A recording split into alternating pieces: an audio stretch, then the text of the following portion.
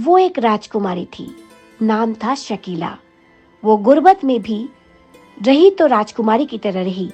Film industry का ये दस्तूर है कि उठता सूरज देख सभी सलाम करते हैं, और अगर जरा सी मुसीबत के मेघ आ जाए तो झट से लोग सूरज बदल लिया करते हैं। यहाँ लोग अपनी सूरज और सूरत हर शुक्रवार बदलते हैं। शकीला 1935 में जब पैदा हुई तो उनका नाम बादशाह बेगम रखा गया। हाँ, नाम कुछ अजीब जरूर लगता है, पर ये कोई हिंदुस्तानी नाम नहीं है। ये नाम उनके माता पिता, जो ईरान के प्रिंसी घराने से थे, उन्होंने रखा था। उनकी माँ जल्द ही चल बसी, पिता भी बीमार रहने लगे और एक दिन चल बसे। उनके दादा को उन्हीं के भाइयों ने राजगद्दी के लिए मौत के घाट उतार दिया। अपने परिवार का ऐसा हश्र देखकर उनकी बुआ बहुत परेशान थी कि जिनसे उन्होंने सगाई की थी वो मंगेतर दुर्घटनाग्रस्त हो गया। अब बुआ से न रहा गया। वो अपने भाई के बच्चों को लेकर मुंबई आ गई। यहाँ आकर उन्होंने फिल्में देखने का शौक चढ़ गया। उन्होंने बादशाह बेगम को शकीला नाम से अपने दोस्त करदार और महमूद खान से मिलवाया। ये दोनों ही फिल्म लाइन के माफी सक्रिय थे।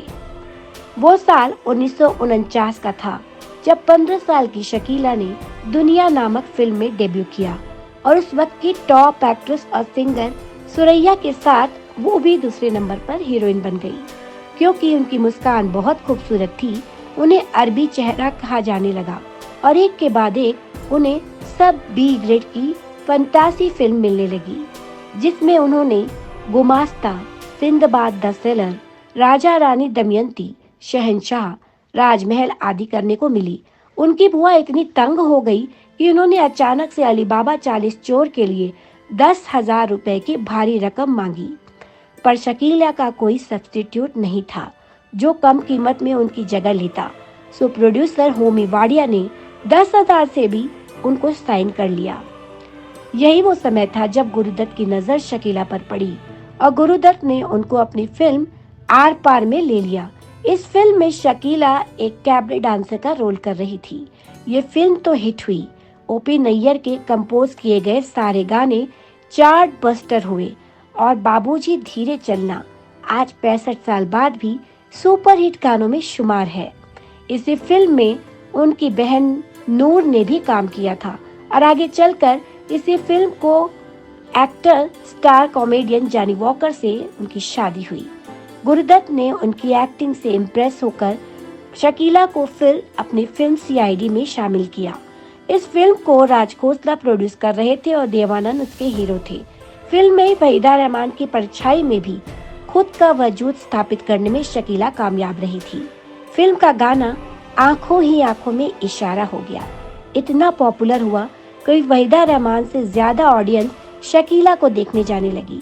शकीला का जादू ऐसा चला कि सन 1956 में उन्होंने 7 फिल्में की, जिनमें सीआईडी के अलावा हातिम ताई भी अच्छी हिट रही।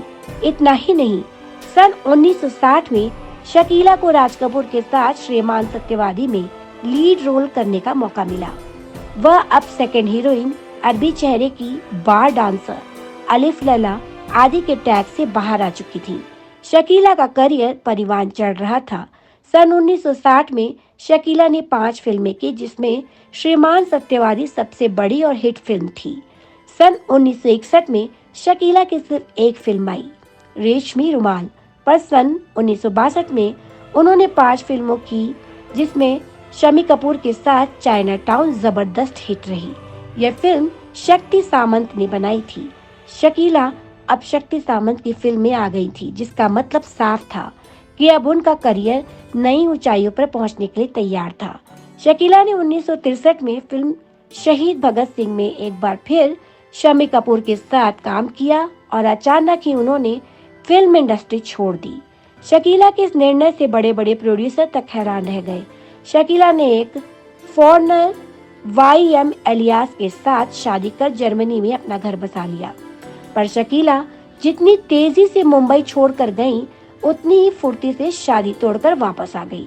लेकिन एक बार फिर, इससे पहले कि प्रोड्यूसर उनके पास पहुंचते, वो एक अफगानी डिप्लोमेट के साथ फिर शादी कर लंदन शिफ्ट हो गई। इन दिनों दोनों की बेटी हुई, मिनाज, जिसकी अगली खबर 1991 में मिली जब उसने खुद को फांसी लगा ली। मिनाज की मौत का सदमा शकीला सहन नहीं कर पाई और मुंबई लौट आई। किस्मत देखिए कि फिर उन्हें कई फिल्मों के ऑफर आने लगे, लेकिन उन्होंने किसी भी ऑफर के लिए हाँ नहीं की। ऐसे काबिल, बेहद खूबसूरत और दिल फरेब मुस्कान की मलिका शकीला की मौत 20 सितंबर 2017 को हुई और पहले से भूल चुकी फिल्म इंडस्ट्री ने दोबारा मुड़कर जरूर देखा कि कोई अपना या कभी अपना था जो साथ छोड़कर चला गया। हमारे साथ बने रहिए बॉलीवुड की अन्य दिलचस्प खबरें जानने के लिए। तब तक के लिए नमस्कार।